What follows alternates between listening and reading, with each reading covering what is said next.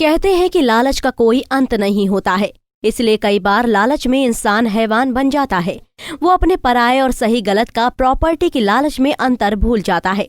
लालच में हैवानियत का ऐसा ही जीता जागता उदाहरण उत्तर प्रदेश के मऊ जिले के हल्दरपुर थाना क्षेत्र के मऊ कुबेर ग्राम में देखने को मिला, जहां कलयुगी बेटे ने जमीन के लालच में अपने ही पिता की फावड़े से गला काटकर हत्या कर दी और आरोपी बेटा मौके से फरार हो गया।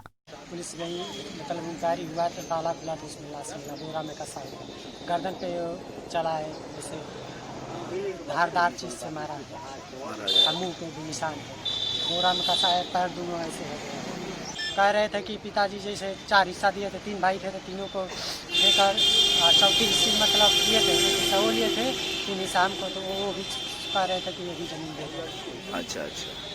बताया जा रहा है कि हल्दरपुर थाना क्षेत्र के मऊ कुबेर ग्राम के रहने वाले राम वृक्ष के 3 बेटे सुभाष, मुरली और राजा प्रताप थे। वहीं राम वृक्ष अपनी सारी संपत्ति को 4 हिस्सों में बांटकर अपने छोटे बेटे राजा प्रताप के साथ रहते थे। सुभाष और मुरली अपने पिता से चौथे हिस्से को भी तीनों बेटों में बांटने के लिए रोजाना झगड़ा कर रहे थे। आज भी चौथे हिस्से को तीनों में बांटने की बात पर झगड़ा हो गया, जिसके बाद मुरली ने फावड़ा उठाकर पिता के गर्दन पर मार दी, जिसके बाद पिता की मौके पर ही मौत हो गई। राम वृक्ष की मौत के बाद उनकी लाश को मुरली एक बोरे में भरकर फेंकने की फिराक में थे। तभी घटना की जानकारी पुलिस को हो गई। मौके पर पहुंची पुलिस ने शव को कब्जे में लेकर पोस्टमार्टम के लिए भेज दिया। घर में उसके ही पिता राम वृक्ष की लाश उनको मार करके और पन्नी में बोरे में पैक करके कहीं और ठिकाने ही लगाने वाले थे, लेकिन शायद मौका ना मिलने के कारण उसको ठिकाने नहीं लगा सके और उनकी लाश वहां से बरामद हुई है। मौके जो मृतक राम वृक्ष हैं, इनके 3 लड़के हैं, सुभाष, मुरली और राजा प्रताप। इन्होंने अपनी पूरी संपत्ति जो भी खेत द्वार घर द्वार जो भी है, इन्होंने उसको 4 भागों में बांट दिया था। एक मुरली को, एक भाग सुभाष को और एक भाग राजा प्रताप को, एक भाग उन्होंने अपने लिए स्वयं रखा था, ताकि बुढ़ापे में जो भी उनका काम करेगा एक सिक्योरिटी के लिए कि जो भी काम करेगा उसको मिलेगा, और उसी संपत्ति की लालच में लड़के उनकी सेवा भी करेंगे।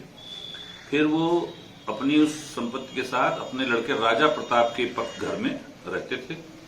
तो ये दोनों लड़के मुरली और सुभाष ये बार बार झगड़ा करते थे कि आप एक लेकर के उनके पास गए हैं, हमको भी अपने में से बराबर का हिस्सा दीजिए, जिस पर राम वृक्ष कतई तैयार नहीं थे। उसको लेकर के अक्सर इन लोगों में कुछ कहासुनी हुआ करती थी। बीच में शायद इसमें पुलिस ने कार्रवाई भी की थी इनके खिलाफ, और उसी संपत्ति के ही बंटवारे को लेकर के मुरली और उसके लड़के संदीप ने ही इनकी हत्या कर अपने ही घर में करके बॉडी ठिकाने लगाने का पूरा प्रयास किया था, लेकिन उसने सफल नहीं हो सके।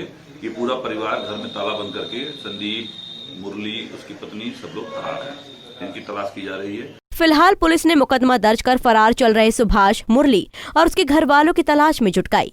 पंजाब केसरी टीवी के लिए मऊ से जाहिद इमाम की रिपोर्ट।